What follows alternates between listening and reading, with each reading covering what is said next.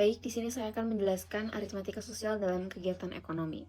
Di dalam aritmatika sosial dalam kegiatan ekonomi ini, yang pertama ada menghitung nilai keseluruhan, nilai per unit, dan nilai sebagian. Apa sih nilai keseluruhan, nilai per unit, dan nilai sebagian itu? Di dalam nilai keseluruhan, contohnya seperti kita membeli harga satu kotak karet penghapus yang harganya itu 8.400.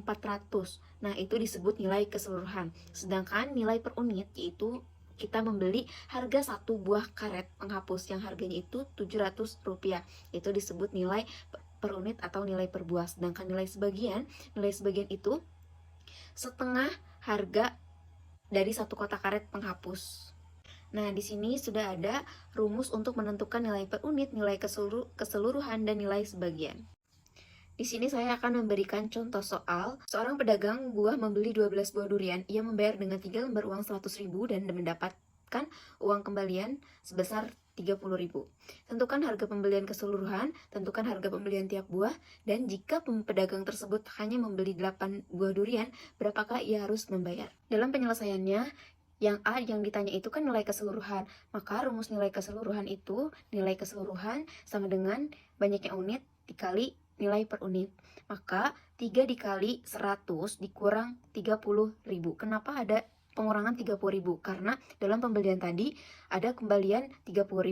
Maka kita jumlahkan 3 dikali 100, 300.000 dikurangi 30.000. Hasilnya 270.000. Jadi harga pembeli seluruhannya adalah 270.000. Untuk yang B yang ditanyakan nilai per buah atau nilai per unit, maka rumusnya itu nilai per unit sama dengan nilai keseluruhan dibagi banyaknya unit.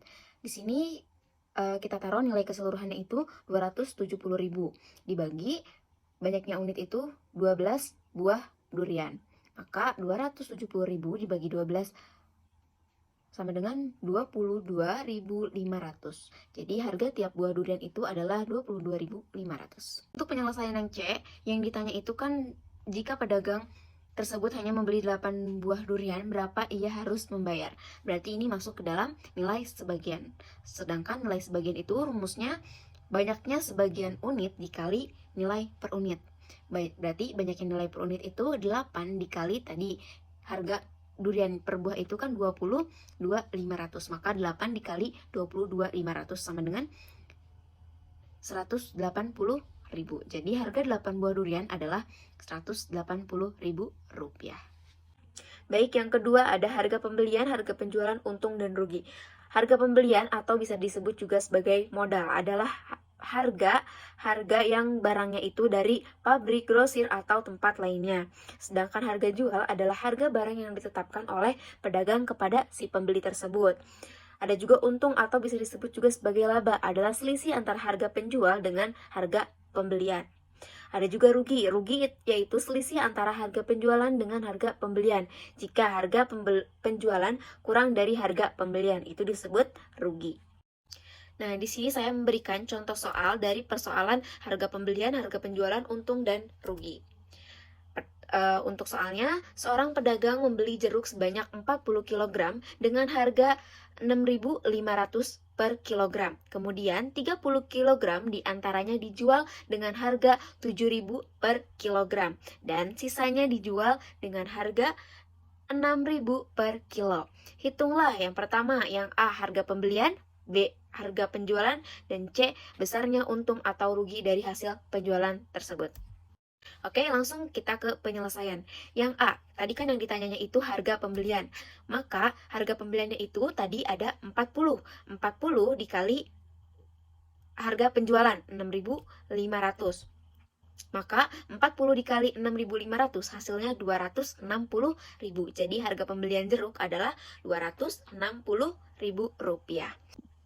Baik, untuk yang B, yang ditanyanya itu kan harga penjualan.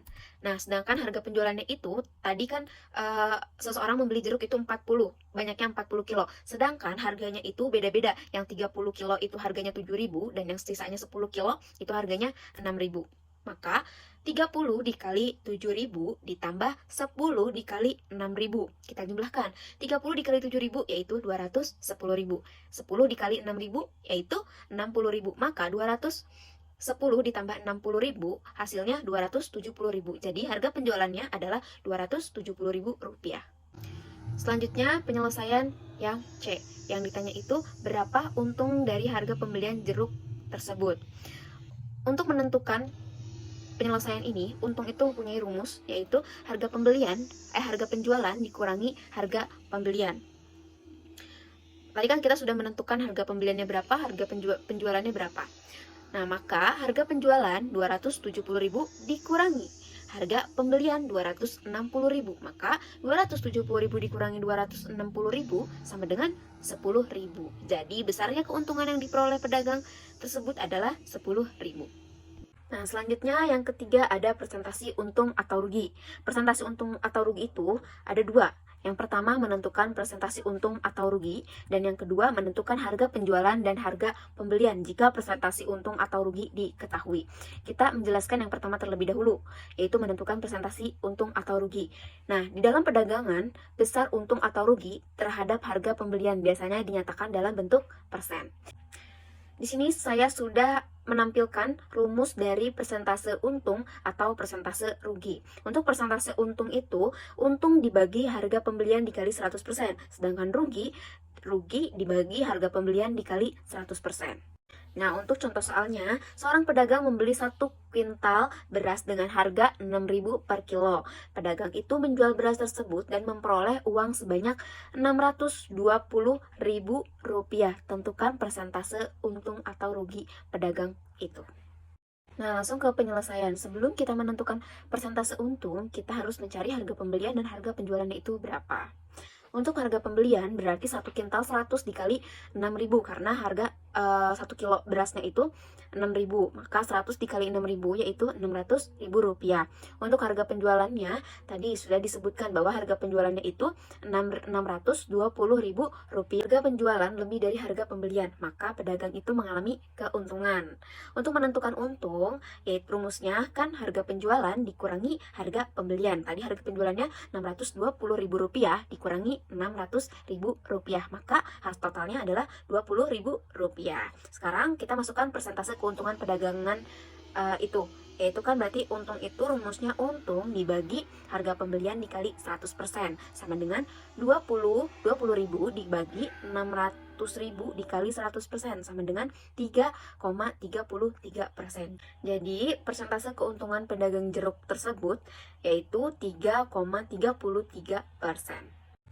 Selanjutnya yang B, menentukan harga penjualan dan harga pembelian jika persentase untung atau rugi itu diketahui.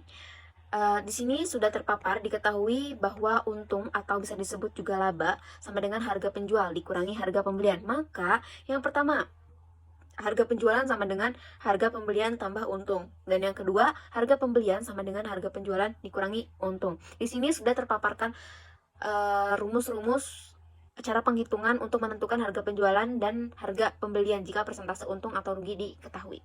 Dengan catatan, dalam bentuk persen, harga beli dapat dianggap sebagai modal 100%. Langsung kita ke contoh soal. Di sini seorang pedagang menjual suatu barang dengan harga 210.000 dan mendapat untung 5% dari harga beli. Tentukan harga beli barang tersebut. Untuk penyelesaiannya, berarti yang tadi yang ditanya itu harga pembeliannya itu berapa. Nah, kita ke harga penjualan dulu. Harga penjualan sama dengan harga pembelian ditambah untung. Berarti harga penjualannya kan 210.000 sama dengan harga pembeliannya masih belum diketahui. Ditambah untungnya itu 5%. Sama dengan 100% harga pembelian ditambah 5% harga pembelian. Jadi 100% ditambah 5% harga pembelian sama dengan 105 dibagi 100 dikali harga pembelian. Nah, di sini kita menentukan harga pembelian. 210.000 dibagi 5 dikali 100 sama dengan 200.000 rupiah. Selanjutnya kita menentukan rabat atau bisa disebut juga diskon, bruto, tara, dan neto. Yang pertama kita menjelaskan dulu rabat. Apa sih rabat itu? Rabat artinya potongan harga atau biasanya kita kenal dengan sebutan diskon. Langsung kita ke permasalahan contoh soalnya. Seseorang membeli baju di toko Anugrah seharga 85.000 rupiah. Toko tersebut memberikan diskon 20% untuk setiap pembelian. Berapakah uang yang harus ia bayar? Nah, berapa? Di sini sudah dicantumkan bahwa rumusnya itu harga bersih sama dengan harga kotor dikurangi rabat atau diskon. Langsung kepada penyelesaian. Diketahui bahwa harga pembeliannya itu Rp85.000, diskonnya itu 20%, maka 20 dibagi 100 dikali 85.000 sama dengan Rp17.000. Jadi potongannya itu 17.000. Uang yang harus dibayarnya berarti 85.000 dikurangi 17.000 sama dengan 68.000. Jadi uang yang harus dia bayar sebesar Rp68.000. Yang kedua, ada bruto, tara, dan neto. Apa sih bruto, tara, dan neto itu? Berat kemasan barang seperti plastik itu disebut tara, atau bisa disebut biasanya yang suka ada di kemasan itu berat isi atau bersih isinya itu berapa. Lalu berat barang beserta kemasannya itu disebut bruto atau berat kotor. Sedangkan berat barangnya saja itu disebut berat bersih atau neto. Di sini sudah dicantumkan rumus-rumus dalam perhitungannya menghitung neto, bruto, dan tara. Langsung kita ke contoh soal. Ibu membeli 5 kaleng susu, di tempat kaleng itu ditulis neto 1 kg. Setelah ditimbang ternyata berat keseluruhan kaleng susu tersebut 6 kg. Berapakah bruto dan tara setiap kaleng tersebut? Baik, langsung kita ke penyelesaian. Bruto setiap kaleng 6 kg. Tadi keseluruhan kalengnya itu dari 5 kaleng susu, keseluruhannya ditentukan 6 kg. Maka 6 kg dibagi 5 sama dengan 1,2 kg. Jadi sudah diketahui bahwa brutonya itu 1,2 kg. Sekarang kita tentukan tara. Rumus tara itu bruto dikurangi neto. Brutonya tadi sudah diketahui 1,2 kg. Dikurangi netonya juga sudah ada 1 kg. Maka 1,2 kg dikurangi 1 kg. Hasilnya 0,2 kg. Jadi taranya itu 0,2 kg. Jadi total tara dalam setiap kaleng yaitu 0,2 kg. Di sini saya akan melanjutkan presentasi tentang bab bunga dan bunga pajak tabungan. Yang pertama adalah bunga tabungan. Oke, bunga tabungan adalah tambahan uang hasil dari hasil kita menyimpan uang di bank. Bunga tabungan dihitung berdasarkan persen nilai dihitung secara periode. Ada dua jenis bunga, yaitu bunga tunggal dan bunga majemuk. Bunga tunggal, bunga yang dihitung hanya berdasarkan modalnya saja. Bunga majemuk, bunga yang dihitung berdasarkan besarnya modal dan bunga. Pada kali ini, kita akan membahas tentang bunga tunggal. Nah, di sini ada soal. Diketahui tabungannya sebesar 2 juta rupiah. Kemudian, bunganya adalah 18% per tahun. Lalu, yang ditanya adalah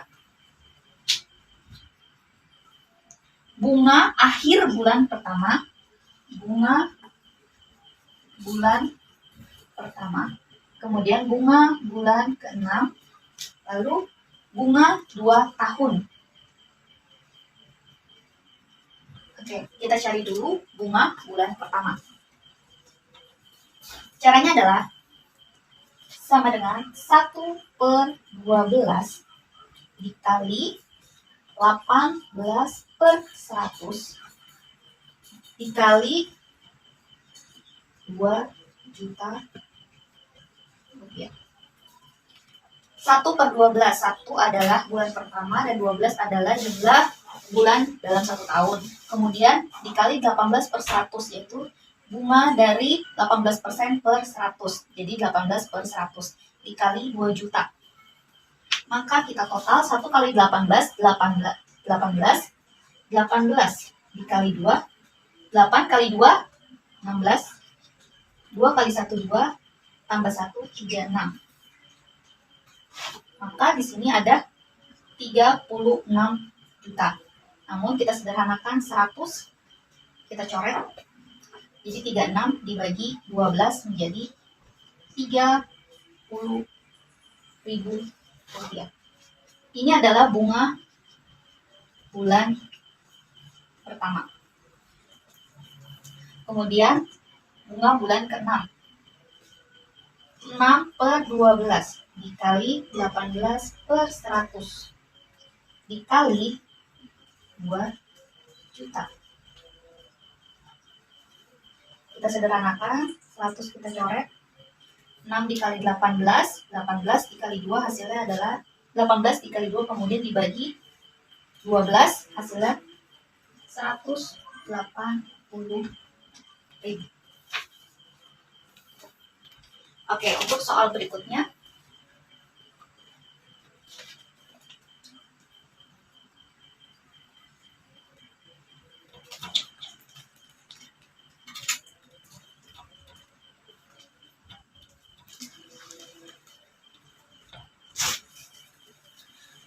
Kita mencari bunga 2 tahun. 2 dikali 18 per 100 dikali 2 juta rupiah. 2 adalah jumlah dari 2 tahun dikali 100, 18 per 100 dan dikali 2 juta. Kita sederhanakan lagi, 100 kita coret. Jadi 2 dikali 18 dikali 2000. Hasilnya adalah 720.000 rupiah. Ini adalah bunga 2 tahun. Lalu berapa jumlah uang keseluruhannya setelah 2 tahun? Maka di sini tabungannya yaitu 2 juta ditambah 720.000 bunga 2 tahun. Hasilnya adalah 2.720.000. Maka ini adalah bunga 2 tahun. Oke, kita lanjut ke materi selanjutnya yaitu pajak. Apa pajak itu? Pajak adalah suatu kewajiban yang dibebankan kepada masyarakat untuk menyerahkan sebagian kekayaannya kepada negara menurut peraturan-peraturan yang ditetapkan pemerintah. Pajak ini bersifat mengikat dan memaksa. Jenis-jenis pajak ada 3 macam, yaitu pajak bumi dan bangunan PBB, pajak pertambahan nilai atau PPN, dan pajak penghasilan. Yang untuk kita bahas sekarang adalah PPH atau pajak penghasilan. Oke, kita langsung masuk ke contoh tentang cara bagaimana menghitung pajak. Pak Putu memperoleh gaji 950.000. Diketahui gaji Pak Putu itu 950.000. Ini adalah gaji Pak Putu per bulan. Sebulan dengan penghasilan tidak kena pajak 380.000. Tidak kena pajak 380.000. Yang ditanya, jika pajak penghasilannya diketahui 10%, berapa besar gaji yang diterima Pak Putu per bulan? Maka yang ditanya adalah gaji bersih Pak Putu setelah dipotong 10%.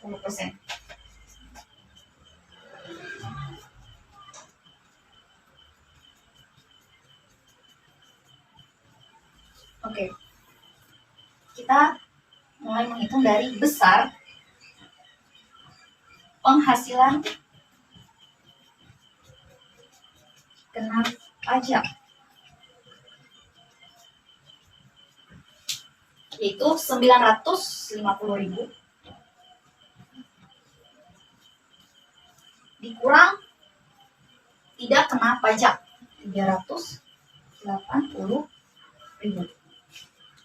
Maka jumlahnya adalah 570.000.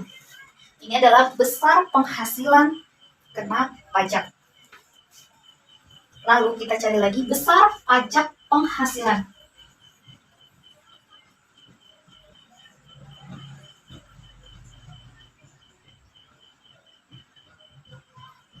Ini untuk mengetahui berapa persentase potongan dari pajak penghasilan dari gaji Pak Putu. Sama dengan 10%. Untuk 10% ini adalah sudah angka yang mutlak atau angka yang memang sudah ditentukan oleh pemerintah. Besar penghasilan atau pengurangan PPH yaitu sebesar 10% dari gaji dikali penghasilan kena pajak. Oke. Di sini 10% per 100 dikali besar penghasilan kena pajak Pak Putu adalah 570.000. Oke. Jadi hasil adalah 100 dicoret 10 dikali 5.700, hasilnya 57.000. Ini adalah besarnya pajak penghasilan atau potongan PPh dari gaji Pak Putu. Lalu kita mencari, jadi gaji yang diterima Pak Putu per bulan adalah 950.000 dikurang 57.000. Hasilnya adalah 893.000. Ini adalah besaran gaji yang diterima Pak Putu per bulan setelah dipotong PPh. Oke, next.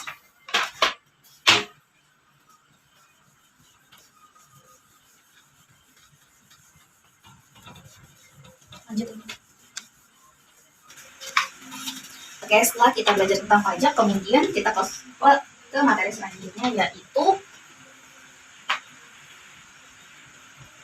perbandingan. Oke. Perbandingan.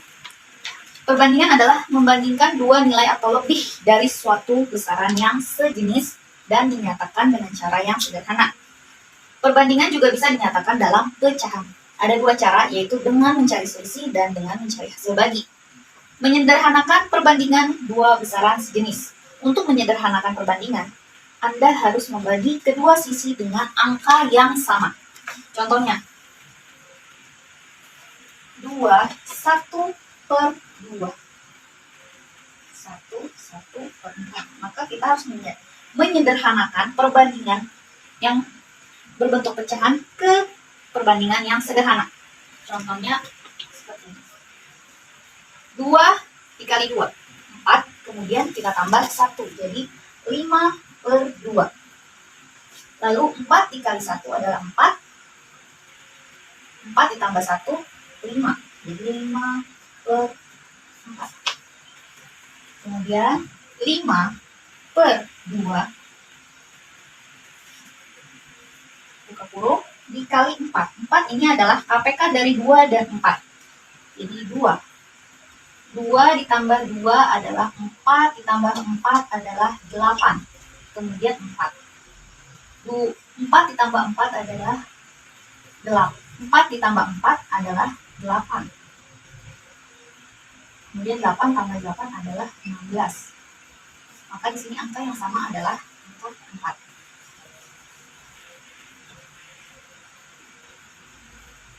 Lalu dibagi 5 per 4 dikali 4 sama dengan 5 dikali 4 20, 20 dibagi 2 10. Banding 5 dikali 4 20 dibagi 4 hasilnya 5. Maka sama dengan ini dapat disederhanakan lagi menjadi angka yang paling kecil.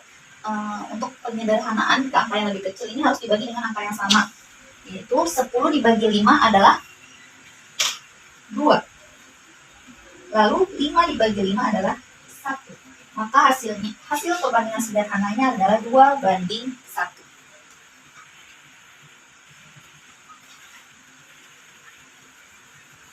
Untuk contoh selanjutnya,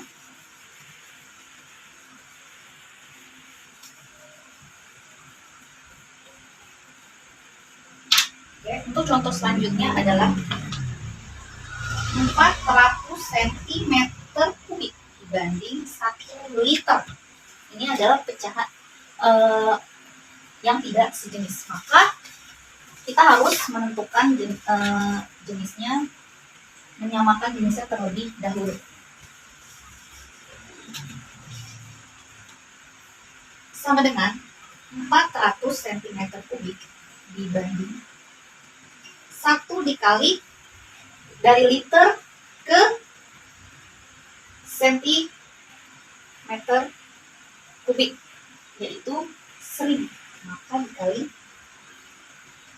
1000 cm kubik. 400 dibanding 1000 cm kubik. Hasilnya ini dapat disederhanakan lagi. Kita bagi lagi dengan angka 10. 400 dibagi 10, 4. Dibagi 100. 400 dibagi 100, 4. 1000 dibanding 100, 10. 4 banding 10. Kemudian bisakah ini disederhanakan kembali? Bisa. Dibagi 2. Kita harus untuk mencari perbandingan ini harus dibagi dengan angka yang sudah tidak dapat dibagi dengan angka yang sama. 4 dibagi 2, 2. 10 dibagi 2, 5. Maka hasilnya adalah 2 banding 5.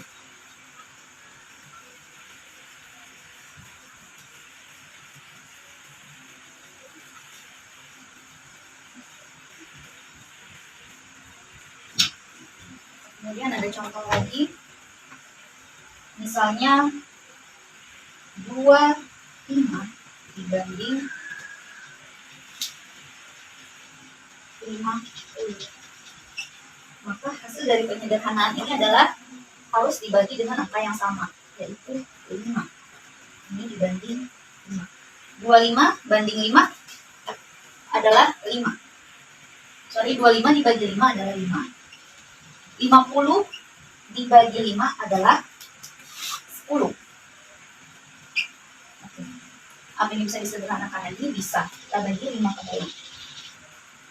5 bagi 5, 1. 10 dibagi 5 adalah 2. Maka hasilnya adalah 1/2. 1 banding 2.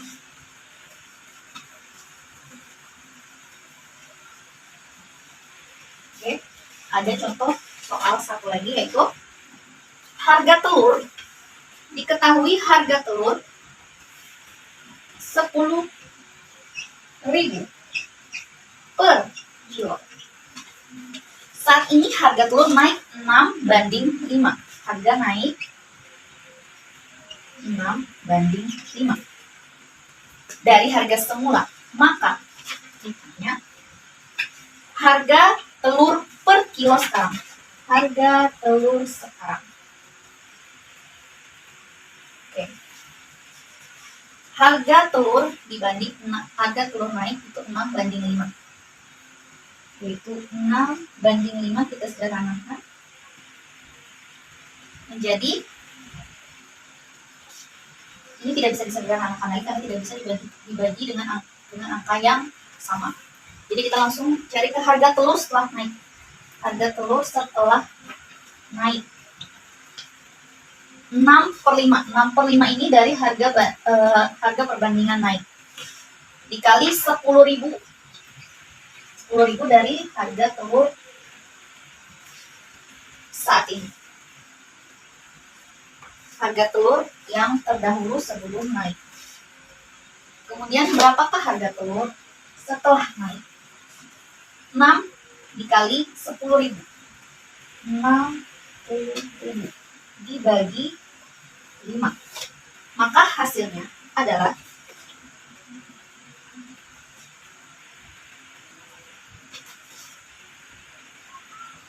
kita bagi 60, 12 dikali 5. 5 kali 2 10, 5 kali 1 5 tambah 1 60. Maka hasilnya adalah 12 ditambah 1, 2, 3, 4. 1, 2, 3, 4. Jadi hasil total harga telur setelah naik yaitu Rp12.000. Oke.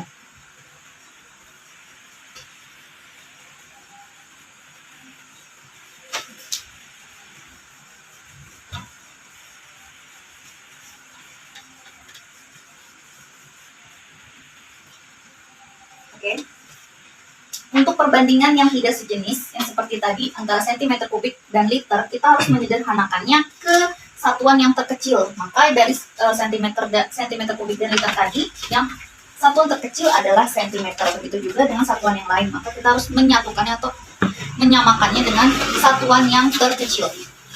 Kemudian kita ke materi selanjutnya, yaitu gambar berskala. Gambar berskala.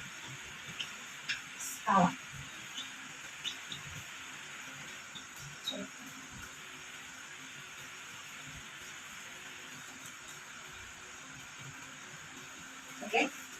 Skala. Skala adalah perbandingan antara ukuran pada gambar dengan ukuran sebenarnya. Rumus skala yaitu skala jarak pada gambar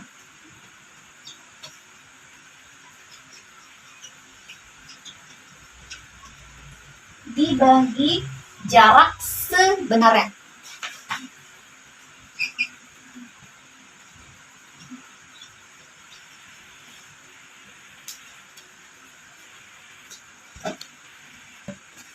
Oke, ini adalah rumus untuk mencari skala. Jarak pada gambar dimaksudkan yaitu jarak pada gambar di peta, di bola dunia atau di maps. Biasanya ditemukan misalnya contohnya itu 1:1000 atau 1:2000.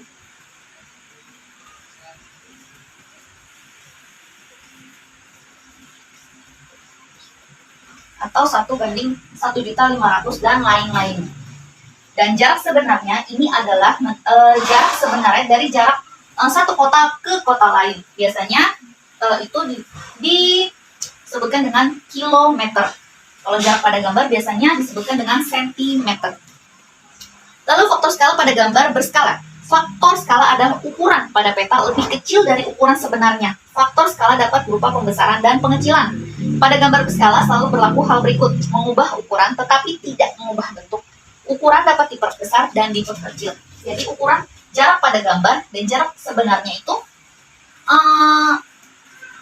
jarak pada peta atau pada gambar itu menggambarkan jarak sebenarnya, namun biasanya dengan angka yang sedikit diperkecil. Oke, contohnya diketahui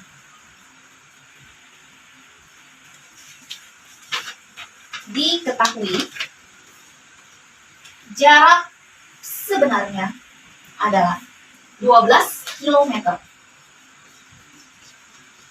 Ini adalah jarak sebenarnya. Kemudian jarak pada peta atau gambar adalah 12 cm.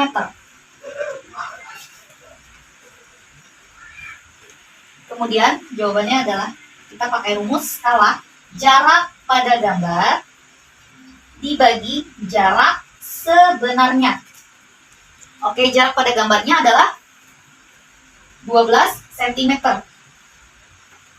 dibagi 12, jarak sebenarnya 12 km. Ini kita harus samakan dulu untuk satuannya. Maka seperti tadi juga satuan ini kita samakan dengan satuan yang paling terkecil. Jadi kita butuh kilometer, kita harus jadikan ke sentimeter terlebih dahulu. Oke. Jadi sama dengan 12 cm ini sudah sama jaraknya, satuannya cm, maka di sini kita tulis tadi 12. Nah, untuk 12 km ini dari kilometer ke sentimeter itu 5 langkah menurun, maka hasilnya harus dikali. Jadi 12 dikali 10.000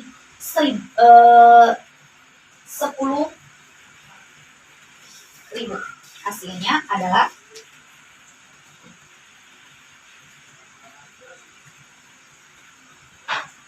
2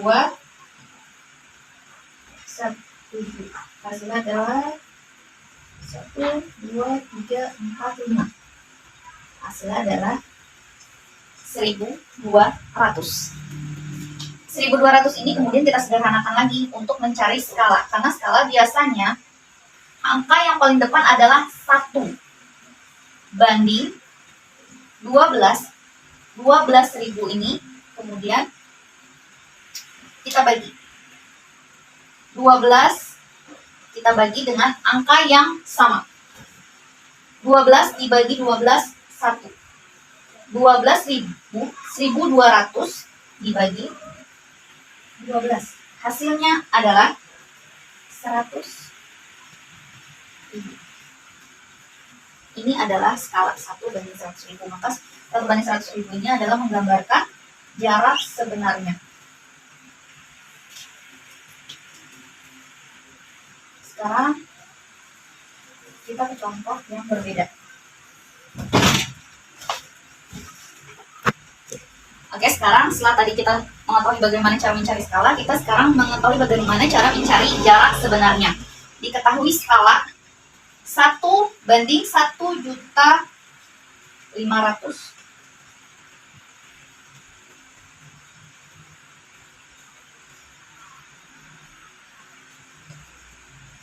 1.500.000. Kemudian jarak pada peta 2 cm. Maka berapakah jarak sebenarnya?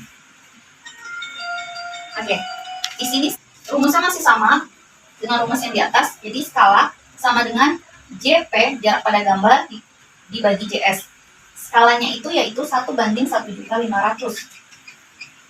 JP-nya itu yaitu 2 cm. Nah, yang diketahui atau yang belum diketahui adalah jarak sebenarnya. Maka hasilnya adalah JS, jarak sebenarnya 2 dikali 1.500.000. 2 dikali.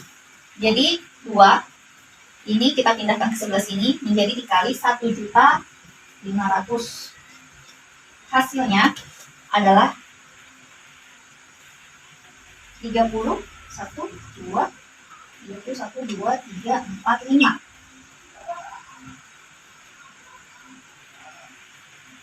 Sorry. Oke. Ini adalah jarak 15 dikali 2. Hasilnya adalah 30. Kemudian kita tambah angkanya menjadi 3 juta cm. Nah, karena harus ini kita mencari jarak sebenarnya, kita harus mengubah cm ini menjadi kilometer, yaitu maka naik 5 angka.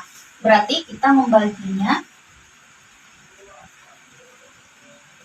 hasilnya adalah 30 km. Jadi 3 juta dibagi 1.000.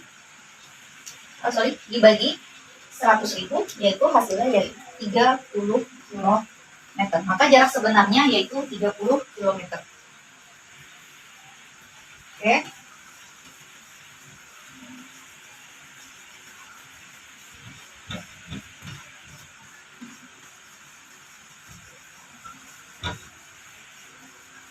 Oke. Sekarang bagaimana caranya jika kita mencari jarak pada gambar? Misalnya, diketahui skala 1:2 juta. Jarak sebenarnya 60 km. Ditanya jarak pada gambar. Jadi skala 1:2 juta sama dengan ini rumusnya, skala jarak pada gambar dibagi jarak sebenarnya. Kita langsung saja di sini kita masukkan angkanya 2 juta sama dengan jarak pada gambarnya masih belum diketahui dibanding jarak sebenarnya adalah 60 km. Maka JP maka di sini kita tulis JP. Kita masukkan angkanya 60. Ini kan tadi kilometer. Karena kita mau cari jarak sebenarnya, jadi kita harus jadikan ini ke sentimeter. Jadi hasilnya adalah 6 juta dibagi skala 2 juta. maka hasilnya adalah 6 juta dibagi 2 juta. Hasilnya adalah 3 cm. Selanjutnya saya akan mempresentasikan tentang bentuk-bentuk perbandingan. 1. Perbandingan senilai atau seharga. Ciri utama dari perbandingan senilai adalah jika kelompok data sebelah kiri naik, maka kelompok data di sebelah kanan juga naik.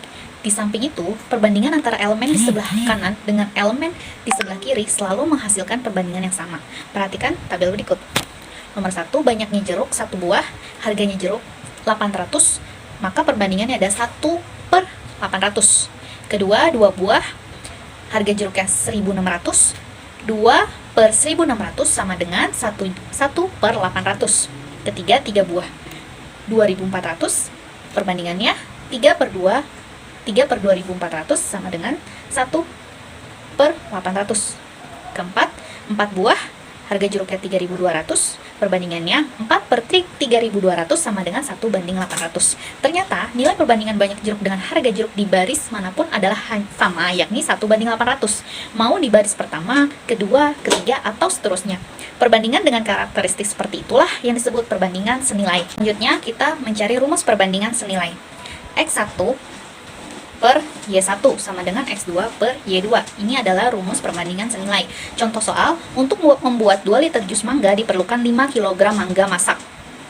Jika untuk keperluan acara 17-an membutuhkan 6 liter jus, berapa kilogram buah mangga yang dibutuhkan? Maka di sini diketahui X1-nya itu adalah 2. Y1-nya sama dengan 5, X2-nya sama dengan 6. Maka Y2-nya belum diketahui. Penyelesaiannya adalah X1 per Y1 sama dengan X2 per Y2. Kemudian kita masukkan angkanya, 2/5 sama dengan 6 per Y2.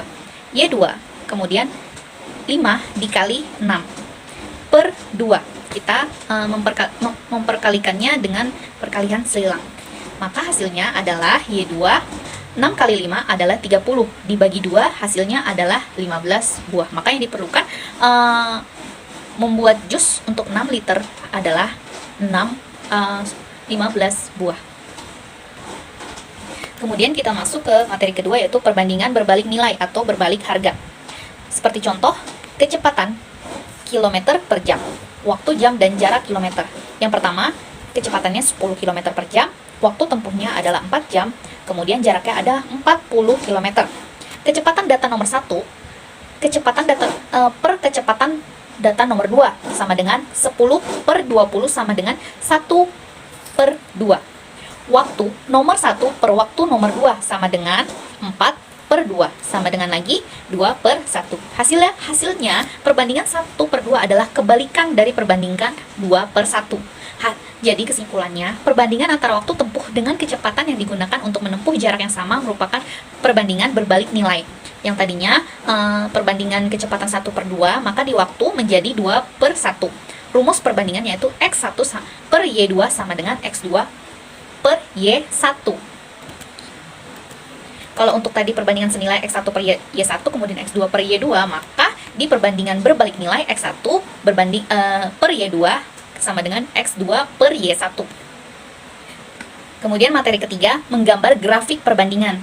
A. Grafik perbandingan senilai. Tabel berikut menunjukkan hubungan antara jarak yang dapat ditempuh dan waktu yang diperlukan oleh seorang siswa yang mengendarai sepeda. Jadi kita bisa lihat jarak di samping menunjukkan grafik dari tabel di atas. Tampak bahwa grafik perbandingan senilai berupa garis lurus jika jarak bertambah makin jauh. Waktu yang dibutuhkan bertambah makin lama. Seperti jarak 1 kilo membutuhkan waktu 3 menit. Kemudian di grafik tersebut yaitu di bawah itu ada jarak, kemudian yang ke atas itu adalah waktu. Nah, kemudian jarak 2 km membutuhkan waktu 6 menit. Sampai seterusnya di jarak 6 km membutuhkan waktu 18 menit ini. Lalu di grafik itu kita menggambarkannya sesuai dengan jarak yang ada di tabel. Dan jika ditarik garis lurus, maka garis itu akan semakin meningkat atau semakin naik. Dan B, grafik perbandingan berbalik nilai. Sekarang perhatikan permasalahan berikutnya. Seorang pengendara mobil berangkat dari Jakarta menuju kota Solo dengan kecepatan rata-rata 60 km per jam selama 16 jam. Dengan rincian sebagai berikut. Waktu perjalanan 1 jam, kecepatannya rata-rata 60 km per jam. Sampai dengan waktu 6 jam, kecepatan rata-ratanya menjadi 10 km per jam. Dari tabel di atas dapat dilihat bahwa waktu dan kecepatan berubah dengan perbandingan berbalik harga. Waktu berbanding terbalik dengan kecepatan dan sebaliknya. Mari kita lihat grafik berikut. Ini adalah grafik perbandingan berbalik nilai. Yang di atas adalah kecepatan rata-rata mobil. Kemudian yang di bawah adalah waktu perjalanan atau jam. Kalau tadi waktu berada di garis ke atas, sekarang waktu berada di garis jajar. Bisa kita lihat di sini semakin jauh atau semakin lama perjalanan waktunya, maka grafiknya akan semakin ke bawah. Lalu untuk materi selanjutnya yaitu memecahkan masalah sehari-hari yang melibatkan konsep perbandingan.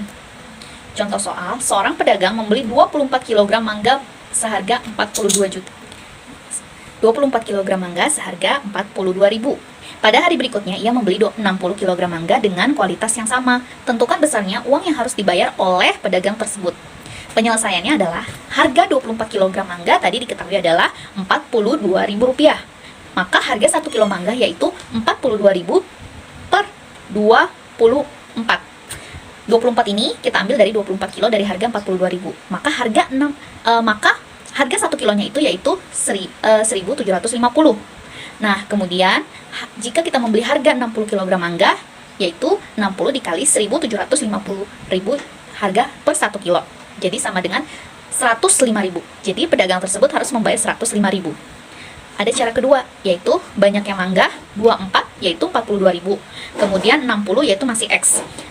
Kemudian rumusnya adalah X 60 per 24 dikali 42.000 sama dengan tetap sama hasilnya yaitu 105.000. Jadi pedagang tersebut juga harus membayar 105.000. Oke, cukup sekian presentasi dari kelompok kami. Jika ada kesalahan atau kekurangan kata-kata, mohon untuk dimaafkan. Semoga kita selalu sehat selalu dan semoga apa yang kami sampaikan teman-teman dapat dimengerti dengan mudah. Terima kasih. Wassalamualaikum warahmatullahi wabarakatuh.